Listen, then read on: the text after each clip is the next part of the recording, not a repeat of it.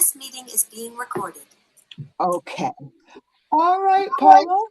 So it's great to meet you. Same. And I know you're not a sports fan, but congratulations on Spain winning the World Cup. Yay, thank you. All right. So first, I should probably share, I will share these images of your chart later, or maybe, No, I'll show you the images later. You can look at them later. I'm just looking at your chart images. But you don't have them yet, so I will send them to you so that you can refer to them later. So I am looking at your natal chart right now. So your natal chart is where the planets were the moment that you were born. And so in astrology, we believe that will indicate, for instance, what your personality is like and what kind of life you're destined to have.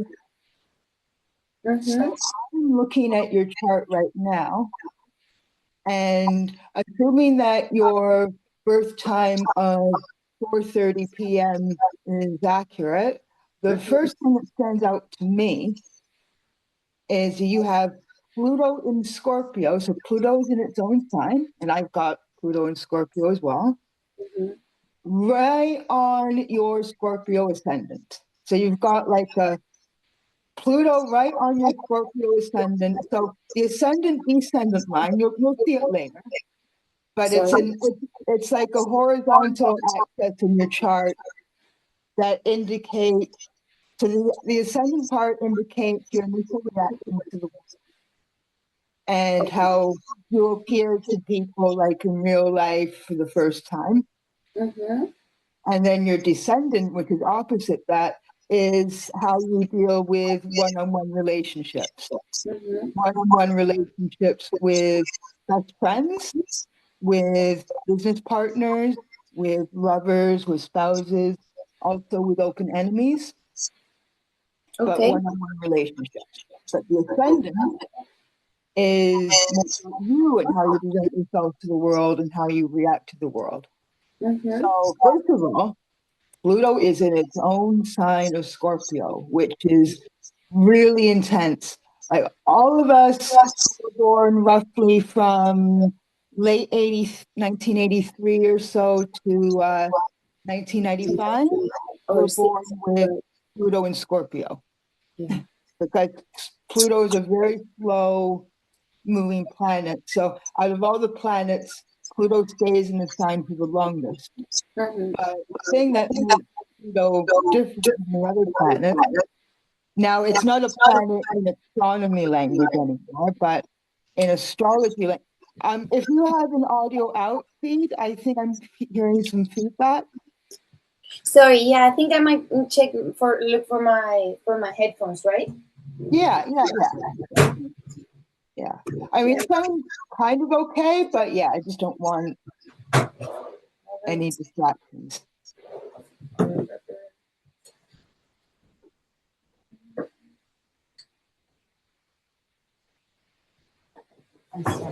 Okay. So having Pluto on your sorry, I'm waiting. I'll be patient. I'm sorry. No, it's okay. I forget a lot of things. I've been negatively affected by this Mercury retrograde. I really don't like Mercury retrogrades. Mercury retrogrades completely throw me off. So today, same here. Can you hear me properly?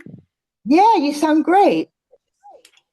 Okay, so I see Pluto in Scorpio directly on your ascendant. And as I said, pretty much all of us, nearly, except briefly when it went back into the other sign, but pretty much all of us born in between like late 1983 and 1995 have Pluto in Scorpio because Pluto is the slowest moving of the planets, although it's not a planet in astronomical language anymore. It's still a planet in astrological language. Another thing that makes Pluto unusual is that its orbit is irregular, which is why the astronomers decided that it's not a planet anymore. Mm-hmm. So in Scorpio, it spends the least amount of time. It spends like roughly 12, 13 years. So 1983 to 1995. I But didn't know. yeah, but in other signs, it spends like 30 years. Yeah, I had heard it kind of marks generations, right? But Exactly.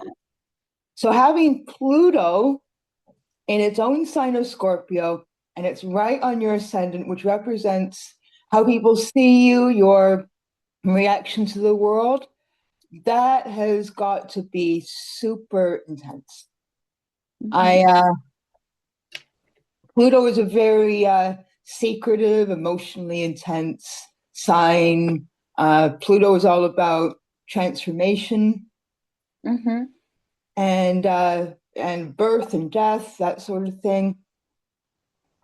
So I can imagine, on one hand, Pluto is in its own sign, and when a planet is in its own sign, it's generally very happy because it's just operating its most natural way without Mm-hmm. any modifications from signs that could be very different. Mm-hmm.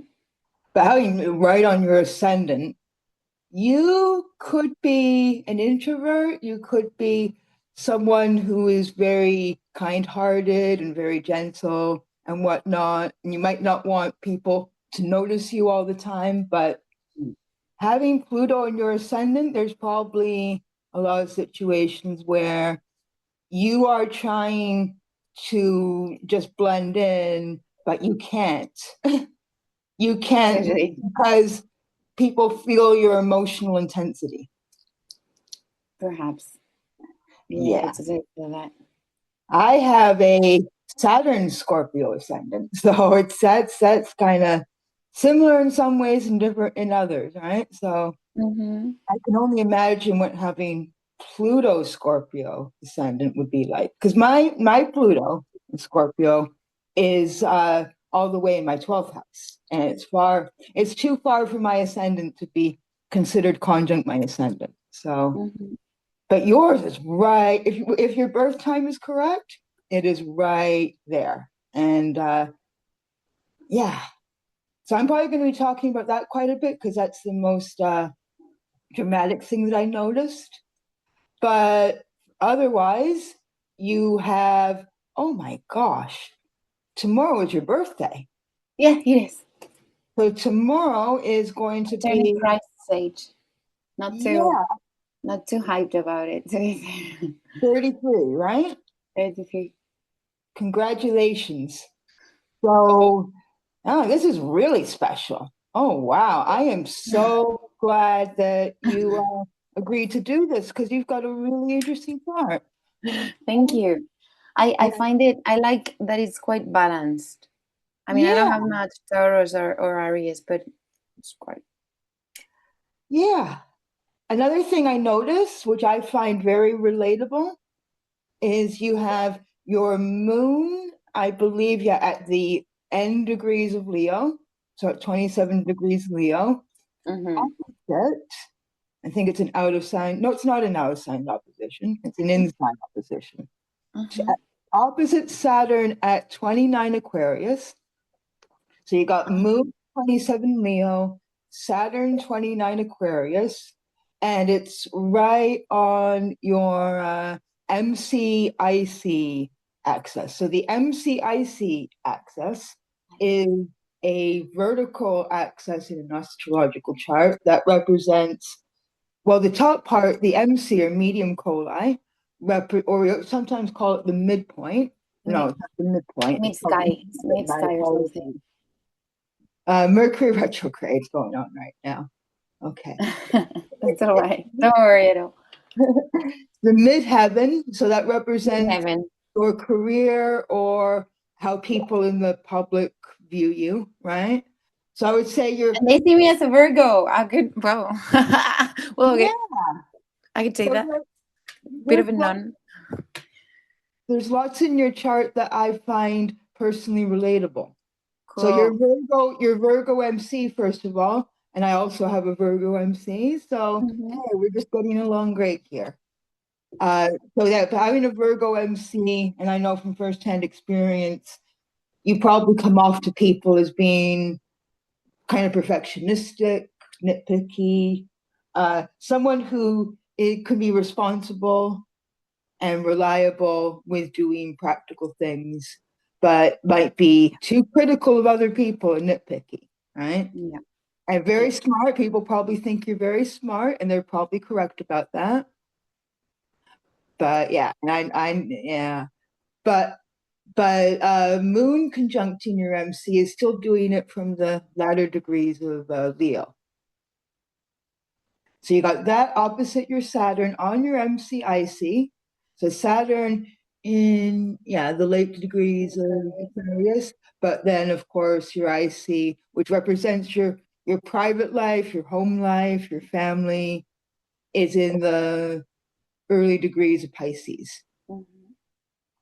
Right? But it's right on your axis, right? I also have a Moon Saturn opposition, but it's on my ascendant descendant. Yours is on your MCIC.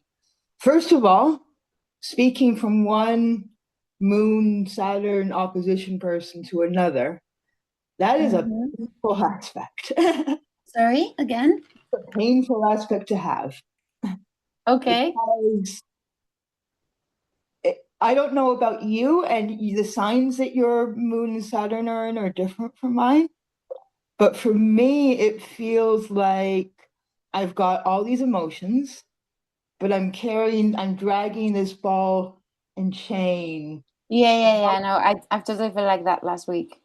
Yeah. Like I don't know what I'm feeling. I've got so much hate, so much anger, and then I'm also sad. And then when I get to cry, it's like very helpful. Then I went to a My Chemical Romance concert, and that helped a lot. So I recommend it.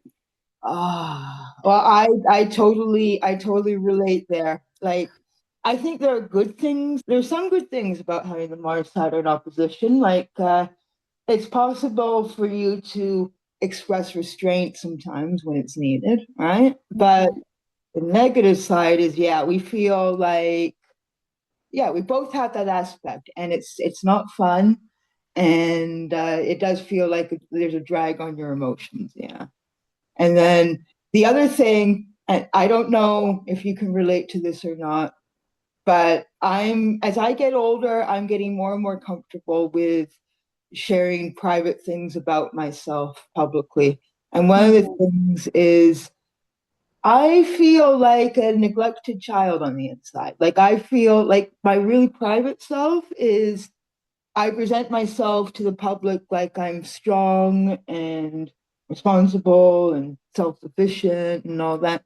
But on the inside, sometimes I feel like a vulnerable child, and I need reassurance from just the people who I trust and love. Yeah, I do feel I need some kind of childish in the way that it's embarrassing reassurance in some things. I don't relate to the neglected child comparison though, but I do think about that a lot. Yeah, I mean, it's going to play out a little bit differently in your chart because your moon is in Leo and your Saturn is in Aquarius, whereas mine are in like moon, Taurus, Saturn, Scorpio. So it's going to play out, and then you got on your MC IC. So having your moon on your MC, and it's a moon in Leo. So although your MC is in Virgo, your moon conjuncting it is still in the late degrees of Leo. So having your moon in Leo, you like having fun. You can be fun emotionally sometimes. You can be very passionate emotionally, and being right near your MC, it's very public. Like the public can feel your emotional state because it's right at the top of your chart. Okay. You might have, and being in Leo and near your MC, you might have a strong emotional need for the public to acknowledge your creativity and to acknowledge your creative talents. You know, that's something that my boss started telling me when I met him almost 3 years ago, and I wouldn't acknowledge it. Like, you need others to know that you've done well, this and that. And I was like, no, what are you talking about? Like, you don't know me. And he might be right, and, and I'm not. I hate him, and I'm right to hate him. So, whatever.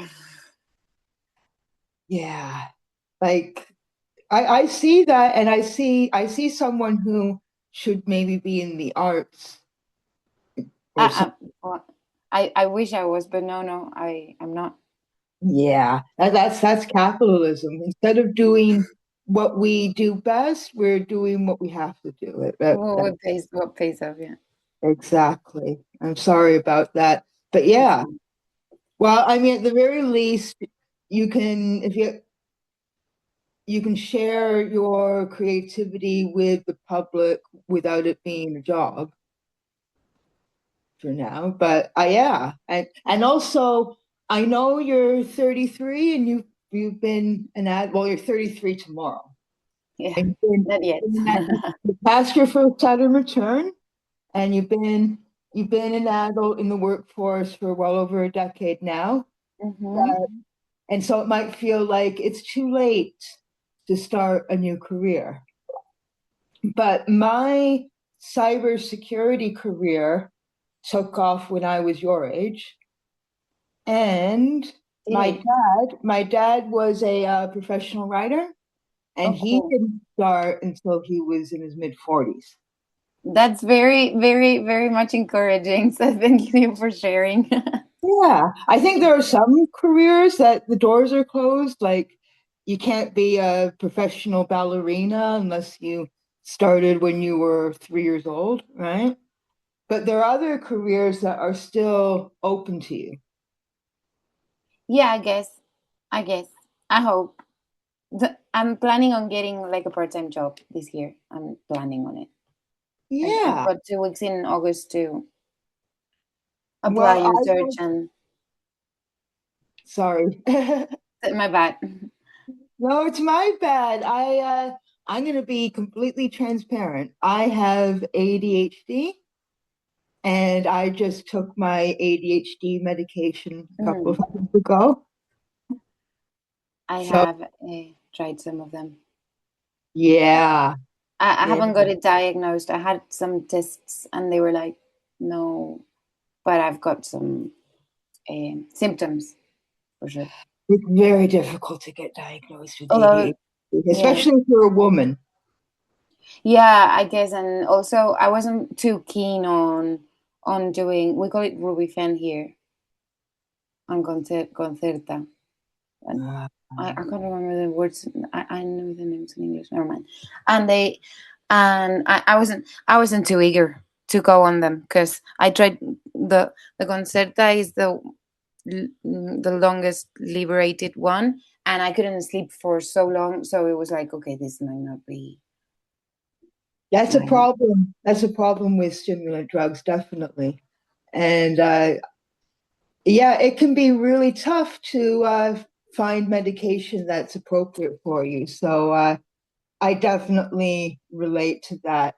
Definitely.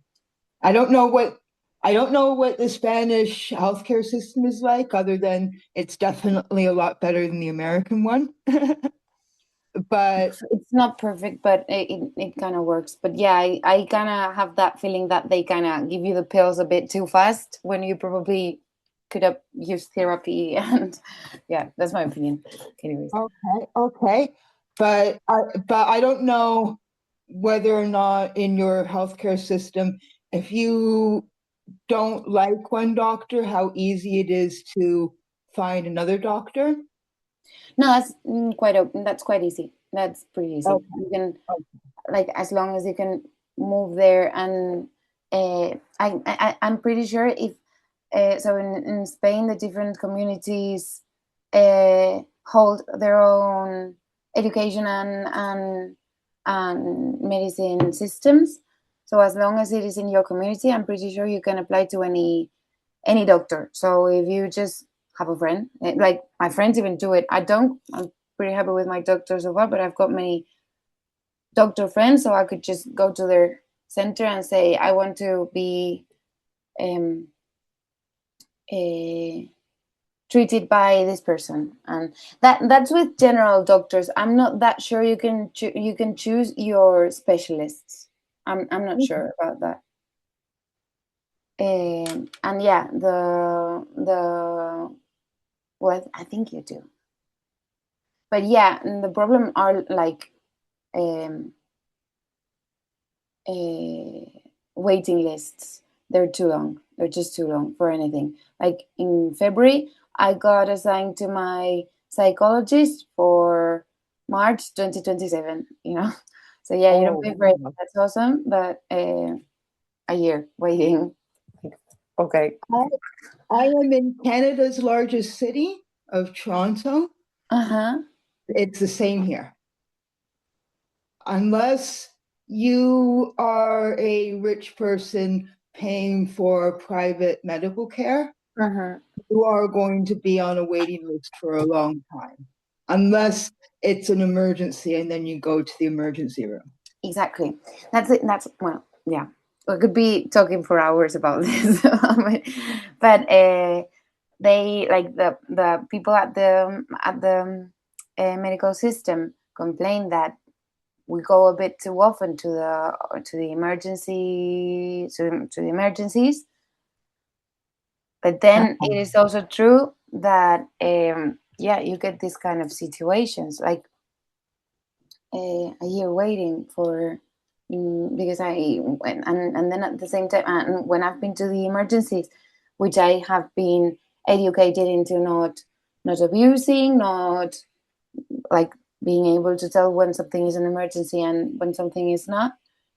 When I go there, I feel like a queen. Like I feel like treated like amazing, and yeah, it's a bit awful.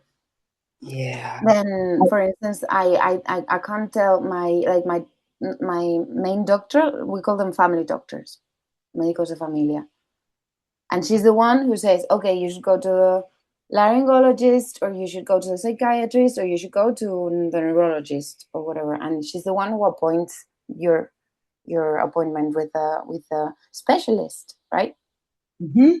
And basically, she doesn't want to send me to one specialist that I have been wanting to go to for like 5 years now or something, like my otorhinolaryngologist, you know, for the breathing system. And she's just like, no, keep going with the pills. And I'm like, fuck you. Yeah. So I see one of the conflicts that I can possibly imagine with your chart. We all have conflicts within our own personalities. And I think with you is you have a very, very public moon. Like it's right near your MC, and it's in Leo, which is a very, very extroverted sign. Mm-hmm. So you express your emotions publicly very easily, but having a Scorpio ascendant means that you like to be careful about what you share with people, because you know that if you share with people who you can't trust, they might use that information to harm you, right?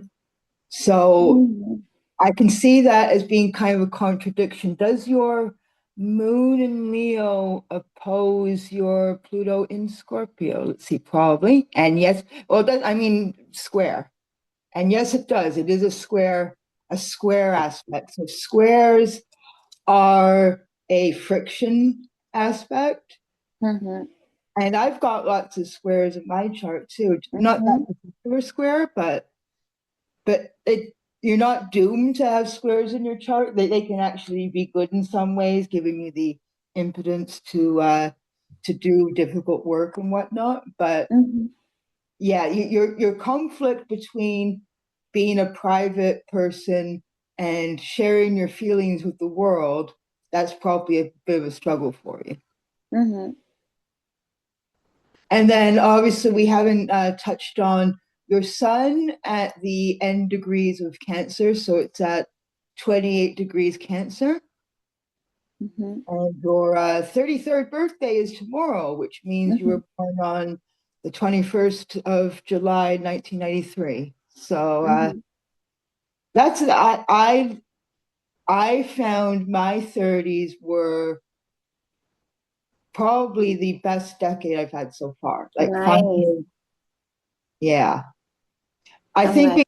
being in your 30s is great in a lot of ways because you're still physically young, but you've had a lot more time to figure out who you are, establish, your place in the world, and take on various adult responsibilities and autonomy and control over your own life and whatnot. Technically speaking, you're supposed to have that kind of control over your life at 18 or 20 or 21. And unfortunately, because of the economic system that we're in, sometimes that kind of stuff takes a while to get established. That's definitely my case. So you've been past your first Saturn return, which would have been around the time you were 29 or so. So we call that your astrological adulthood. So that's already passed. So now your 30s is about, now that you have a pretty good idea of who you are as an adult, now is the time to establish yourself further, right? So, yeah. So then you got Saturn on your IC in Pisces. So, first of all, like having your IC, like I have my IC in Pisces as well. And I guess it could make your family origins, like you could know your family members very well. Like I know who my family members were very well, but there might be hidden things going on in your family that you're not aware of until you get older. That's been my No, there have been many taboos in my family about some people. Yeah. This is going to be recorded and shared, so you don't have to mention what they are, but yeah. Thank you for a reminder. So other things that we got here are, let me see. I should also look at, you've got a pretty good balance of elements in your chart. Like your moon is your only planet in a fire sign, but your moon is such a personal planet. A lot of astrologers consider it to be the most important planet, more so than the sun even. And also you've got your sun in Cancer, which is the sign that the moon rules. So although the moon is your only planet in a fire sign, it's doing more than enough to provide the benefits of fire. So for instance, someone who doesn't have any fire in their natal chart, it's difficult for them to get started with things and to fire is about inspiration and initiation and whatnot. And so people who lack fire might lack the confidence to follow their dreams and to get things done and whatnot. But you having your moon in Leo right on your MC like that more than makes up for it. So even though you've only got one planet in a fire sign, it's a very powerful sort of fire placement. So that looks good. You've got quite a bit of Earth influence with your MC, Mars, Neptune, Uranus, all in Earth signs. Your entire generation has like Neptune and Uranus in Capricorn. So you've got those. You've got your Mars in Virgo. Mars in Virgo is quite good. I like it a lot. Yeah, you can do very precise work. I think I very rarely go out on limbs. I'm not 100% sure of what I'm saying in English. I'm pretty sure. No, your English is absolutely excellent. Thank you. It's mixed. It's from nowhere. It's my own. My Spanish is non-existent, so you win that competition. No competition. But English and Spanish are the two most widely spoken languages in the whole entire world. Yeah, So unbearable. by being fluent in both languages, you can Yeah. basically speak with the whole entire world. It's a very good CV. I also learned some Chinese, but I've forgotten the whole of it because it was hard and I didn't keep on studying it. And I wish I could take it again yeah, I think I should keep learning languages for my mental health. Yeah.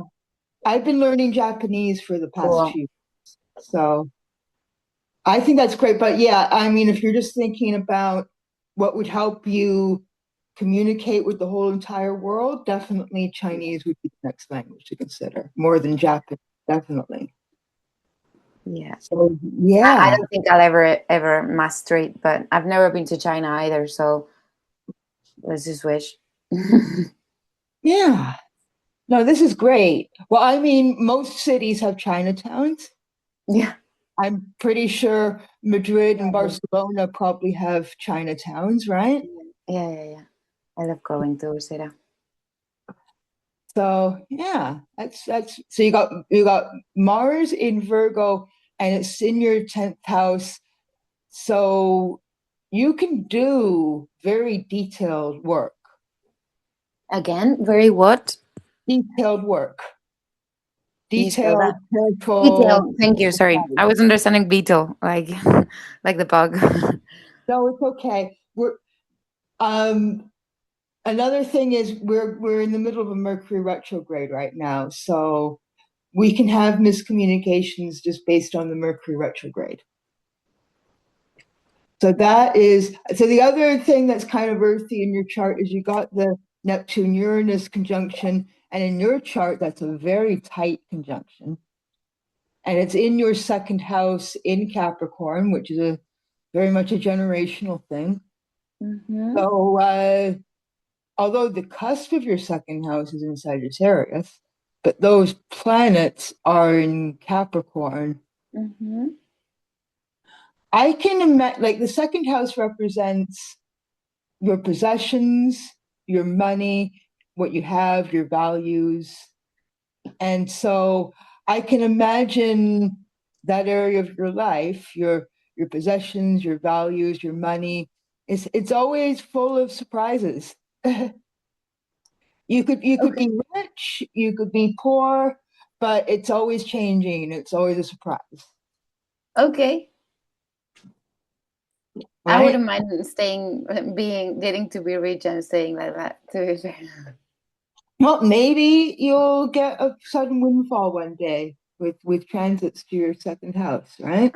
But and being in Capricorn, so that whole time period between like the mid 1980s and the early 1990s, when those planets were going through Capricorn, I think there was a lot of optimism about the stuff that Capricorn represents, like climbing the corporate ladder Mm-hmm. and all that. Uh, Capricorn is a very steady sign. It's like steady leadership, quiet leadership, climbing the corporate ladder, being responsible in a fatherly way, your Mm-hmm. career stuff, that sort of thing. Mm-hmm. Very Neptune Uranus there. So I can imagine that you would only be comfortable with radical change if it would benefit your feeling of dignity and self-respect. Yeah, most likely. And it plays in, so in your second house, that would play out more as your values. So your values not necessarily being money, your Mm-hmm. values being, for example, if you like, if you don't like climate change, Exactly. and I think we all hate climate change, Mm-hmm. except if you're an oil company or a billionaire, right? Then your values are to not make climate change any worse. Mm-hmm. For Yeah, I example. think I've kind of relaxed about that, but for a very long while, I appreciated working for university instead of Zionist company, because basically all companies have got links with Zionism, and yeah, of course, I valued my values over that. But yeah, I'm kind of relaxing a lot regarding ethical decisions, guiding my working steps. I'm doing the opposite. I've been Wow. in the tech industry for many years now, and I had to keep my mouth shut about a lot of things, and now I'm being a lot more vocal about how the tech industry is very evil. Wow, that's As you adorable. notice, like my email address, for instance, is like @stopgenai. Yeah, I've seen it. No, I've checked your page. It's an amazing work. I yeah, I hope we can keep in touch after this, because I admire you. Absolutely, absolutely. But I can certainly understand how you feel, because unfortunately we live in a world where we have we have to make some compromises in order to survive, because Like evil basically, people, you can't change the world alone, right? You need community to yeah. do it. So you definitely have my sympathy and understanding there. Uh, and then let me see. So you've got a decent amount of earth in your chart. You've got a lot of fire, not a lot of planets and fire signs, but you got your moon there and it's right on your MC. Also, the north node of your moon. So Mhm. the lunar nodes represent the direction that your life needs to be going toward in order for you to be spiritually consent and evolved. Mhm.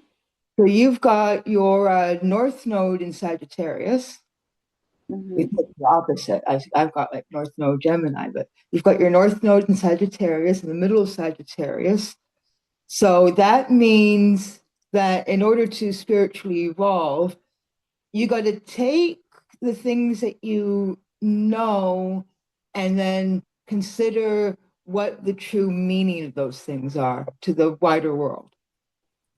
So it's okay to have a whole bunch of facts, but now those facts need to have a purpose. Again, of facts. Yeah. Right. Like, because Gemini is like information, but objective, Okay. right? Okay. Whereas Sagittarius is more like beliefs and being passionate about your beliefs and whatnot. So, whereas I've got like the opposite life path, right? I got all these passionate beliefs. I have to be more objective about it, right? Mhm. So, then it's in your first house. So, you need to learn to have more faith and belief in yourself.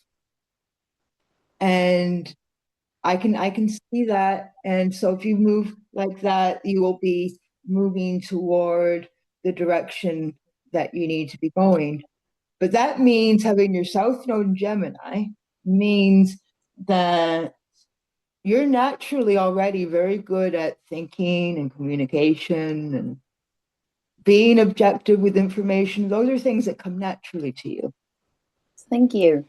So now you got to work on, is this information useful? Is this information something that other people should care about?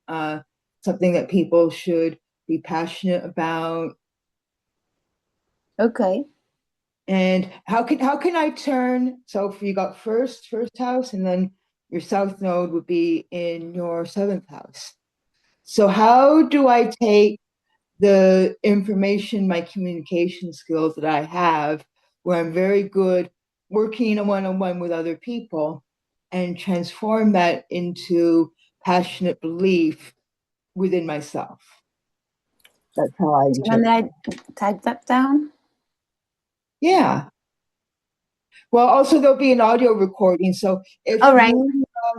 if you don't mind listening to the sound of your own voice, No, I don't. So far. I Well, don't like actually, it. I don't enjoy it, but I can do it. I don't. I'll write it down. I'll put it in an email too. I honestly don't like listening to the sound of my own voice either. You've got a very gorgeous voice. I really like it. Oh, It's really thank making me you. feel in peace. No, it's Thank you very honest. much. No, it's But I think the reason why we don't like the sound of our voice is yeah. because obviously inside our own head, we hear it differently, right? Mine sounds a lot more acute than the one I hear in my head. It's a lot lower, way lower. Yeah, Although in English, for some reason, I like it better than in Spanish. that's interesting. That's very interesting. But yeah, whereas to me, I think you have a beautiful speaking Thank voice. you. But you see, that's the thing, right? We are always the worst critics of ourselves, and we judge other people more accurately.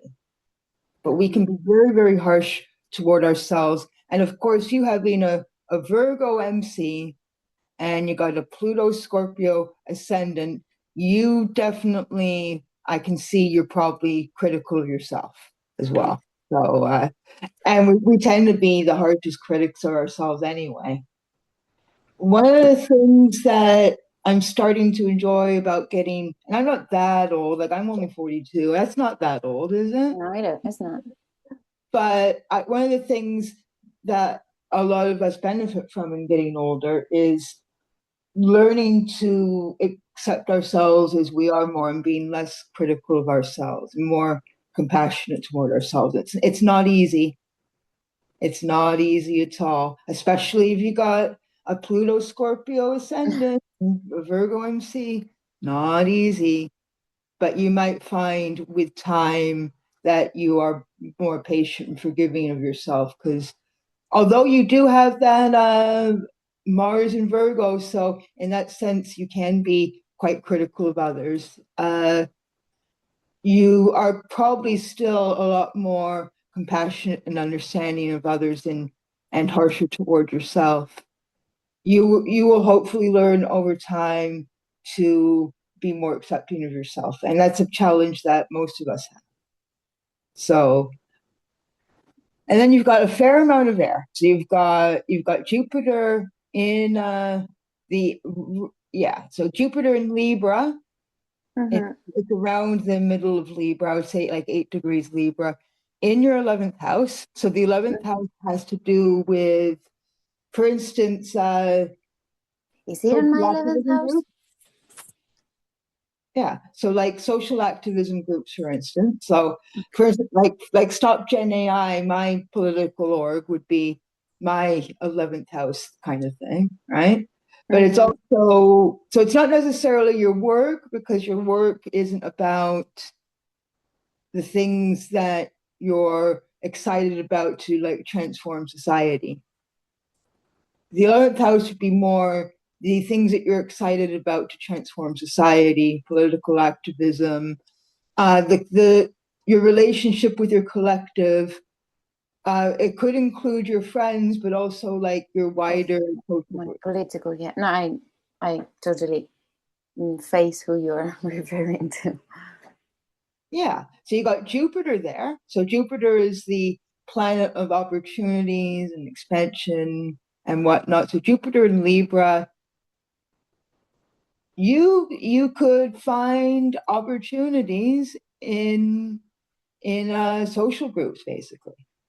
You could you could you could be a very good person to bring diplomacy to those social groups. So for instance, if you wanted to protest a generative AI data center, for instance, you would be great for making sure that everyone in that social group were getting along with each other and working well with each other because you got Libra there. Cool. Right? And then it's also trine your Venus in Gemini. So there's a lot of opportunity there for you to be a peacekeeper and be a diplomat with social groups and your friends and whatnot. Your Venus in Gemini is toward the end of your 7th house.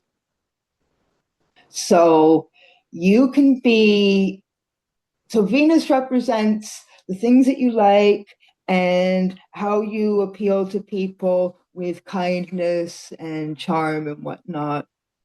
It's I like like it how you put it. I like it a lot. yeah. So in Gemini, you can be flirtatious. You can be very.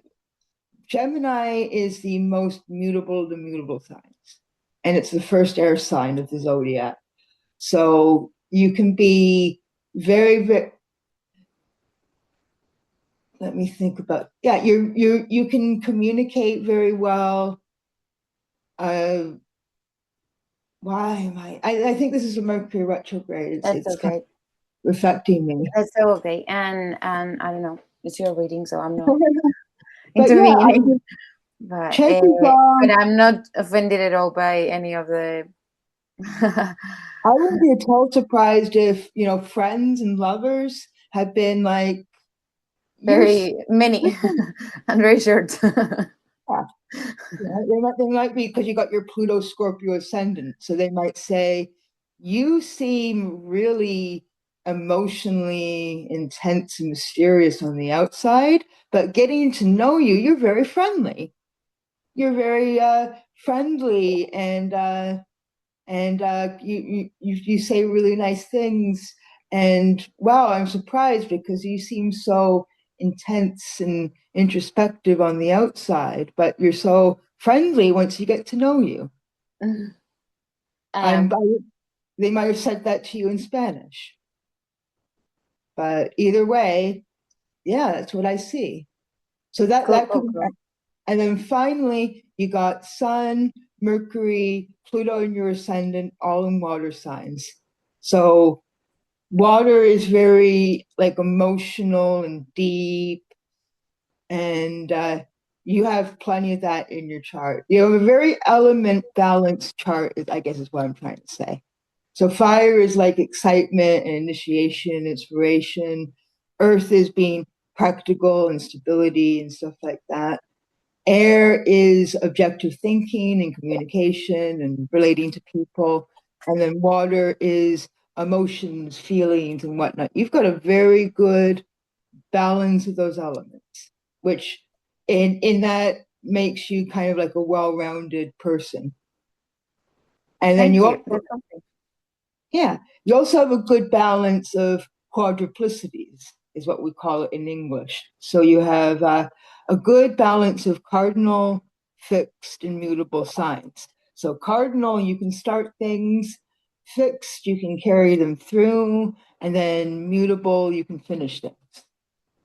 So you've got a very, very good balance there. And also your planets, because you got such a good balance of all those things, but then the kind of downside of that is your chart is kind of scattered. You've got planets all around your chart except for your lower right quadrant.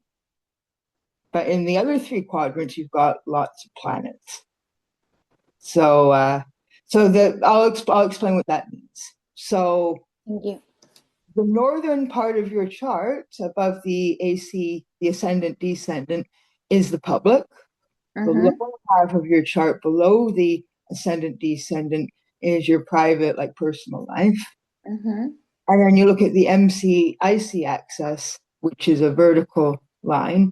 So what is on the left there, or the eastern half of your chart, On the is left? it's kind of reversed when you think about east and west when you look at the natal chart. Because even though west is left usually and east is right usually, if you're looking at the chart, it's the left side that represents the east and it's the right side that represents the west. It's like mirror. I know it's confusing. It confuses me too. No, thank you for explaining.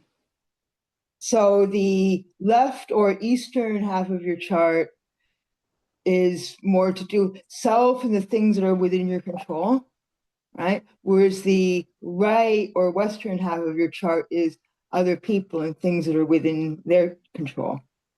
Cool. And so The last free reading that I gave was with someone who had almost all of their charts in the Western or other people, half of their chart. And I said to them, so that means that the things that you want out of life, you always need other people to help you make that possible. And he said, yeah, but you have a good balance of planets on both halves. So there are certain things in your life that you can get started on your own. And there are certain things in your life that you need cooperation with other people, but you've got a balance of that. Mm-hmm. And then I would say, even though you've got plenty of things going on in the bottom half of your chart and on the upper part of your chart, your more important planets are in the upper part of your chart. So your more personal planets, I guess. So the sun, moon, Mercury, Venus, Mars are all in the upper part of your chart, the public part of your chart. So although you're relatively balanced when it comes to planets in the public half and the private half, the more personal planets are all in the public half. So for the most part, you might seem secretive with the Pluto Scorpio ascendant, but you really like getting out there in the world. So that can be a kind of contradiction and conflict as well. And then I also see it's not like a grand square. I'm not quite sure what it's called, but you've got three squares all connected with each other.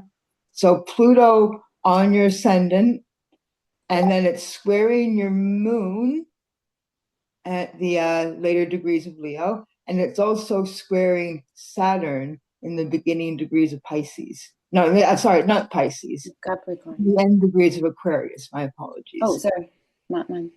Yeah, I made a mistake. So either way, that's a lot of. It's not necessarily a bad thing, but it gives you a lot of. It gives you it gives you spice, I guess, what is the best kind of put it. So is it spicy that the sun and Mercury are so close? Yeah, that's normal for the sun and Mercury to be so close. It's very rare for Mercury to be more than one sign away from the sun.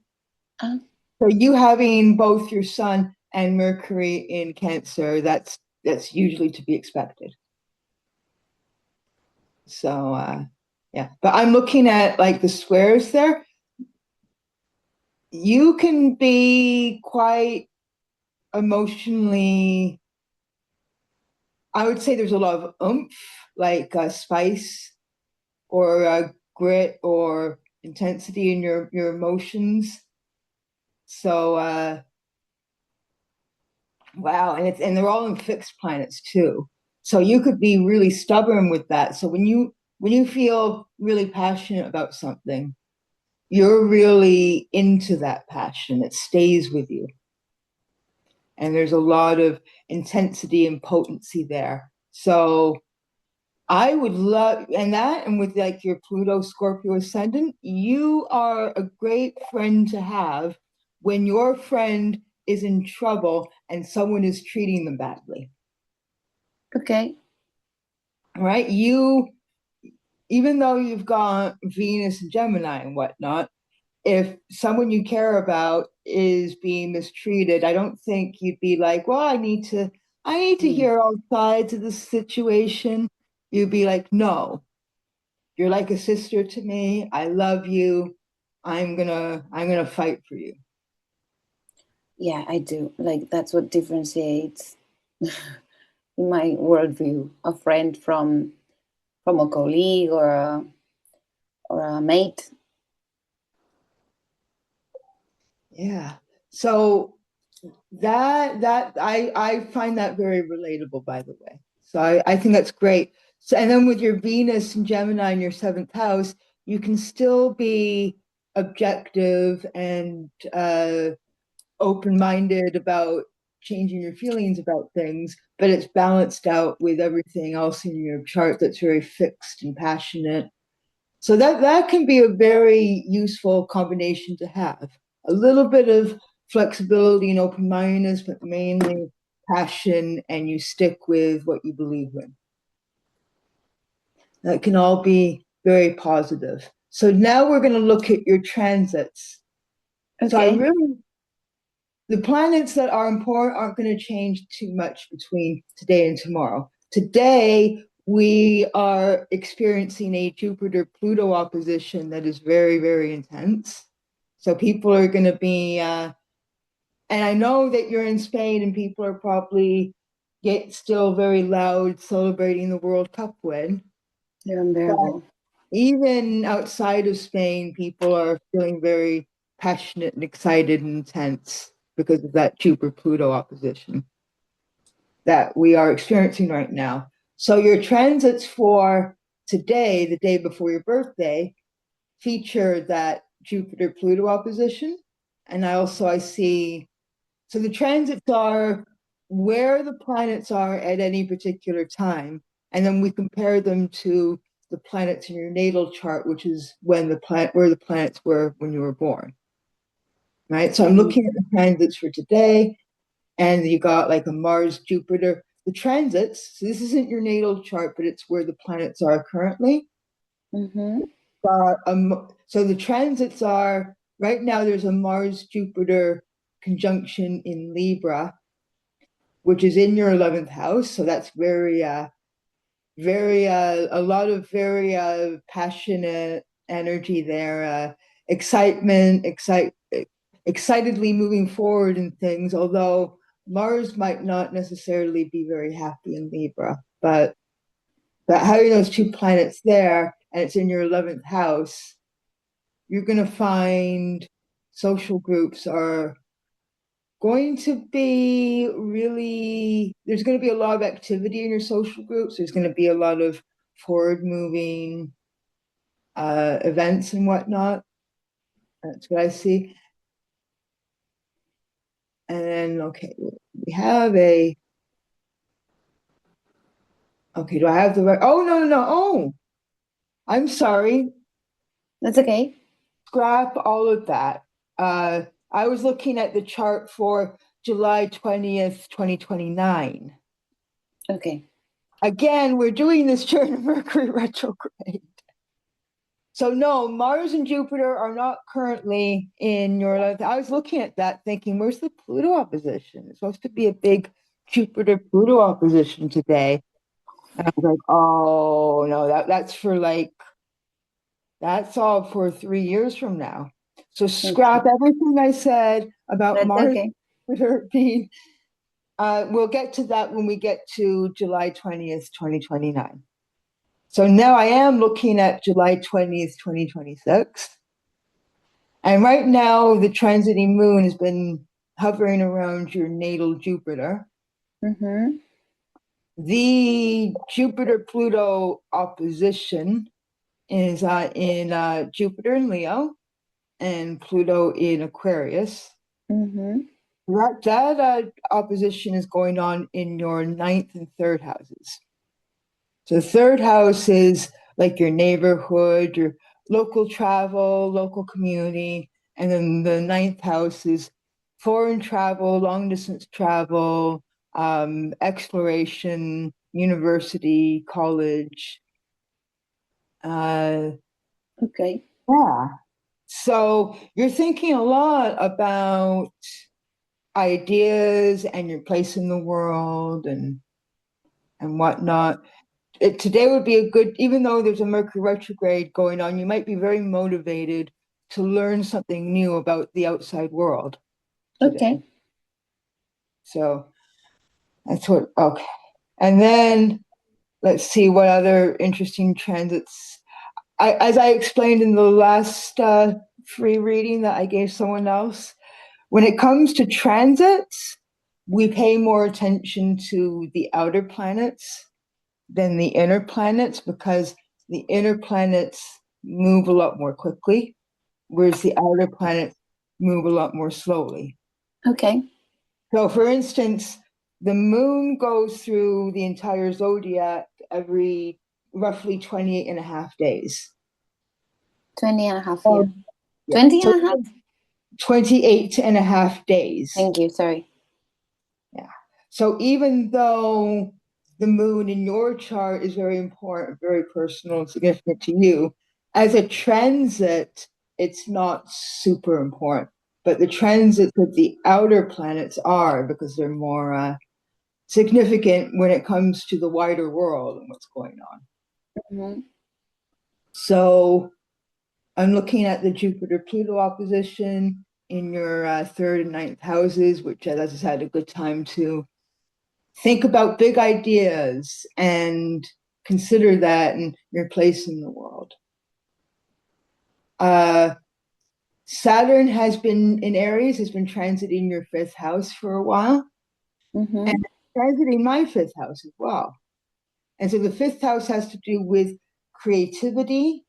Mm-hmm. It has to do with children, both one's own children and metaphorical children. So, for example, I don't have any actual children, Mm-hmm. and now I'm not going to have any children. But I have metaphorical children in the sense of the things that I create, my writing, my books, my Exactly. right. And you are definitely a very creative woman, having your moon in Leo near your MC. But having Saturn go there, and Saturn is like the harsh taskman. It's the Saturn is the harsh taskmaster. It's the difficult lessons in life to learn, limits and stuff like that. Mm-hmm. Going through your fifth house, it's good for it's good for providing structure to your creative work. That's the positive side of that. So though you might find your creativity is being a bit limited by the world right now, you can come up with something really constructive out of that. Gorgeous. Yeah. So for example, because I very often artists find limits to be actually very useful. So for example, there was an English language writer once, I forget which one and what they were called, but E is the most common letter in the English language. And they were challenged to write a book that contained no letter E, which is which is just as impossible to do in English as it is in Spanish. Very, right? So, but they were challenged by that, and they wrote a book that did not contain the letter E at all. So, whereas you could be given a creative project and not know where to start, if you're given a very interesting restriction or limit like that, that could actually be inspiration. Yeah. Another thing that occurs to me, because I really like video games, is in the 80s, in the 1980s, and even into the 1990s a little bit, game developers were limited by the technology. Mm-hmm. Right? They had to be creative within those technological limits. Mm-hmm. They had to learn how to design Mario with just a few pixels so that you saw a little man with a mustache. Mm-hmm. So the creative things that people did with video game graphics in the 1980s is another example of how limits can actually be good for creativity sometimes. Mm-hmm.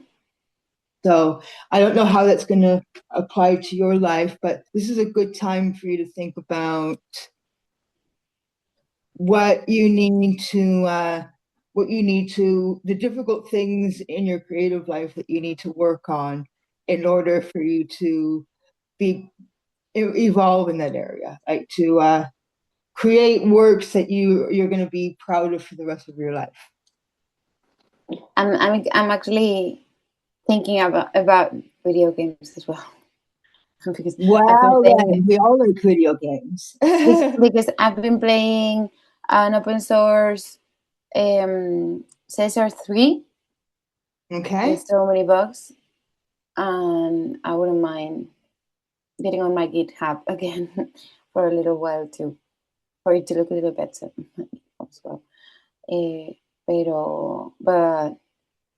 But yeah, I'm a bit. I didn't even start my holidays properly until August, so I'm kind of chill about it. And this week is just for celebration. If you're making a game, I think a lot of people these days are getting into game development through Roblox. You might find that your Roblox game, if you work diligently on it, might become popular, and then you might one day make it a game that exists outside of Roblox. I know in the 2000s and the 2010s, a lot of people made Flash video games that would run in your web browser, and then one of those developers went on to make PC games and console games. So that might be Roblox now. I love that. Roblox might be the Flash games of the 2020s. ROBOX. I don't know it. Oh, I thought you were saying, Roblox. yeah. I've No, never I know the game. used Roblox before, so I feel like an old man. But I'm sorry, did I hear you? It's a Mercury retrograde, so it's a Mercury That's all retrograde. right. That's all right. No, I didn't talk about Roblox. No, I didn't know it as it's like an engine, right? Yeah, I think so. I've never used it, but wow, Mercury retrograde.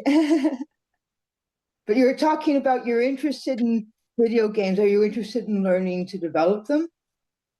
Yeah. But I've been checking JS Okay. and nothing more to either. So I would just have to start from zero. That's why I was checking out already started projects to see what I could understand and learn. Everything I said about Roblox games also applies to whatever game development you want to do. So Thank you. I encourage that. I mean, as long as you keep your day job, because Yeah, for sure. but as long as you do that, I would strongly encourage you to follow your dreams in game development. Thank you. I think you could be very good there. Thank you. Yeah. So now we're going to look at the rest of your transit. So that's for, I got to double check now. Because I messed up Mercury retrograde, right? So That's all right. yeah, I made a mistake, but now we're on the right track. So the next date with transits I'm going to look at is 3 months from now, which is October 20th, 2026.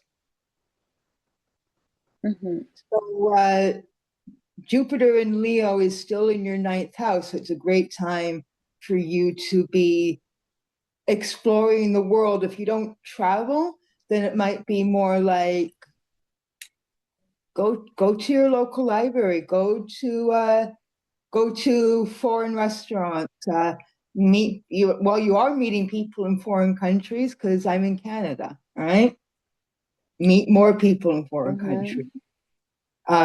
Being a native Spanish speaker, there are people on almost all continents that you could easily speak with and make friends with in Spanish. So go out there in the world, make friends all over the world and learn. And that's a great opportunity for you with Jupiter transiting your ninth house. And Jupiter, that's like Jupiter's own house is like the ninth house. So there's a lot of opportunity there for you to expand your horizons in the world. Saturn is still transiting your fifth house. Neptune, because it's been retrograde for a while at that point, it's going to enter your 5th house soon, but right now it's still kind of in your 4th house. You might have found the past several years that a lot of the mysteries in your family have come to light. So that was a whole period of Neptune transiting your 4th house, but soon it's going to enter your 5th house, which could be very good for your creative endeavors, actually. For my? It could be very good for your creative endeavors. Okay. So now that you've gone through all the mysterious and confusing things about your family, it's now, but now with Neptune entering your 5th house, that's actually kind of better, because that is like your creativity and whatnot. So there could be a really good synergy there. And Pluto has been in your 3rd house for a while. So your 3rd house is like local travel, communication, siblings, and whatnot. And I'm going to start going through that transit. I'm going through that transit too. You're changing you're being transformed in how you think about everything and your local community. Pluto is okay, I got to take care of that. Just a second. I gotta have this. All right. Everything's fine. I just gotta have that smoke detector fixed. I apologize about that. We're having a very Mercury retrograde-like session here. We can have a pause if you need it. I don't mind. No, it's done. It's taken care of. I just had to push a button. Okay. It's okay.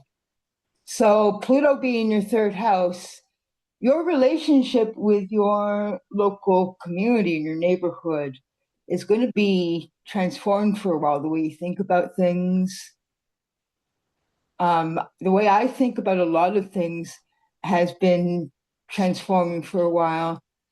And, sometimes people can't handle that. People can't handle how you're learning finally things that you feel like you should have learned earlier. And it's completely revolutionizing how you see the world. And sometimes people might not be completely comfortable with that, because like Pluto is about challenging things, difficult matters in the world, in life. But that Pluto is going to be in your 3rd house for a long time, because Pluto is a very slow moving planet. So for the next 20 years or so, your thinking about everything is going to be transformed. Okay. That is the worse. So we're going to fast forward to, let me find the right chart now. I think January 20th, January 2027. So obviously Pluto is a very slow moving planet, so it's where it was before. Jupiter is still transiting your 9th house. Saturn is still in your 5th house. Neptune isn't retrograde anymore, and it's in your 4th house still. I don't really see any significant changes with the outer planets in your chart on the 20th of January. But if we were to fast forward to maybe March 2027, Jupiter's going to cross over to your MC.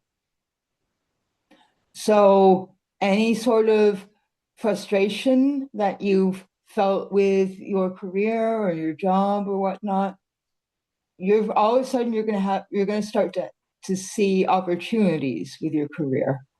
So I would say around March 2027, look out for professional opportunities. Okay. Well, that would be the best time to look out for professional opportunities, because it'll be a lucky time for you in that sense. Okay. It'll also be kind of lucky because like Venus is around your the transiting Venus, I mean, is around your North Node. It would have just passed your North Node on the 20th of January. So, however frustrated you might feel with life now, early, like the first part of 2027 is going to be very, very positive for your destiny and your direction in life. Cool. So that's a good thing. I'm glad that I was able to share the good news with you there. We are going to fast forward to July 2028, 20th July 2028. And at this point now, Jupiter has been going through your 10th house for some time. So there's all a period that's going to be very good for your career and for your standing in public. This whole 2027 is going to be a better year for you than 2026. Thank you. So yeah. I really needed to hear that. It doesn't mean nothing bad will ever happen, but there's going to be a lot of positivity in your growth and your destiny and whatnot. That could be very good. Another thing I noticed on the 20th of July 2028 is the transiting North Node of the moon is conjunct that generational Neptune Uranus conjunction in Capricorn that you have. So I interpret that as you're a late millennial, I would say. Mm-hmm. Yeah, I always feel between Gen Z and yeah. So you're near the end of the millennial generation, and that's a defining feature of the late end of the millennial generation is that Neptune Uranus conjunction. So now this is going to be a reckoning for you and for everyone who's within a couple of years of your age. okay. Um, My God, what's going on? There's like police bells. It's okay. I get that too because I'm in Toronto. So Oh, it sounds like a prosecution. You can't hear it, right? I can't really hear much. No. Okay. But I'm in the most big city part of Canada. So I met hear a guy from all the Toronto time. once. You've been to Toronto? No, I wish I wasn't. I went to the Niagara Falls. Oh, that's great. Yeah, I think a lot of people in foreign countries, they do that as one trip. They do Toronto and they do Niagara Falls. I went from the American side. So I didn't cross to Toronto. Yeah. The American side of the falls is not anywhere near as impressive as the Canadian side. So I crossed the border to the Canadian side, of course, to see the view. I think we stayed at the Canadian side. Okay. I was pretty young. I went with my parents, and yeah, because we went to the very tall restaurant. Oh, that's really neat. Well, that was a really fun holiday for you to have. I hope you had a good time. I loved it for sure. My advice is if you ever come back to Niagara Falls, stay on the Canadian side. Canada has a lot of problems, but not the United States is going through like I'm very geographically close to the United States, and I would not enter the United States anymore because my fear would be that I would be taken to an ICE concentration camp or something. No, don't. But yeah, I totally agree with what you mean. I'm super afraid now. I used to be super hyped to knowing the West Coast. I'm not anymore. There are so many places I'd rather visit before the US at the moment. I would very happily visit Spain. I would not visit the United States. I would feel very much in danger there. We can talk it through the Spain visit because it's a bit like people get a bit too hyped about it, and to be fair, it's just unbearable during the summer because of the high temperatures. It's not livable anymore, I swear. My mother is from Malta, Cool. and I wouldn't visit Malta during the summer now. I understand, right? I hope that in Spain you have more air conditioning than they have in France and England. Not really, no. No, not more than in Spain, for real. Not more than in France, no. Oh, And well, there's only now the opinion is switching a little bit, but it used to be it is seen as a luxury. that's Still, maybe a problem because not dying of heat stroke is not a luxury. you see, I have to. Well, I don't know if I'm taking a bit too long, probably, but yeah, I open every window of my house at 7 a.m. in the morning, and then I vent. Is that the word for it? I Yeah, let the that's airflow. that's the right word. Yeah. I let the airflow for like an hour, around an hour and a half, or something, and then I close every. There's not a word in English for that word because it's something only Spanish use. The persianas are like the. Can you show you? Like this, Yeah. Show me. Go ahead. like those, Okay. and Okay. you just put those down, and then no sun comes in, and then for the rest of the day, because it's so sunny, even when that with that halfway closed, you've got plenty of light, so it's not and that's okay. But in other ways, I can't leave, like only with ventilators. It's not. Well, that's good as long as you have some way to manage the heat. I mean, it's more Yeah. natural, but yeah, I am totally putting AC at home soon. Well, that's very good. I I hope that solution keeps working for you. Uh, yeah, I definitely our climate is being destroyed. My heart goes out to you and to everyone else in Western Europe right now who are dealing with the heat. Thank So you. that really probably It's not very nice of fun. you. It's weird because people think of Canada as being a cold country, It's but totally. in Toronto, not all homes have air conditioning, but I would Mm-hmm. say probably 60 to 70% of homes do. Probably. Mine does. My home has both built-in air conditioning and built-in heating because Mm, I live in an apartment building that was built in 2019. nice. And It's mostly a lot of way people old. don't realize that Toronto in the summer can get hot. Toronto in the summer can get to be 35 Celsius. That's that's literally my everyday. Madrid can get up to 50 Celsius. Well, yeah, you do not. When it's 30 Celsius, I carry a water bottle and I pour it over myself. But at Mm-hmm. when, I would say beyond 33 Celsius or so, you really should stay inside as much as possible, or else Totally. Yeah. you are at risk of heat stroke, definitely.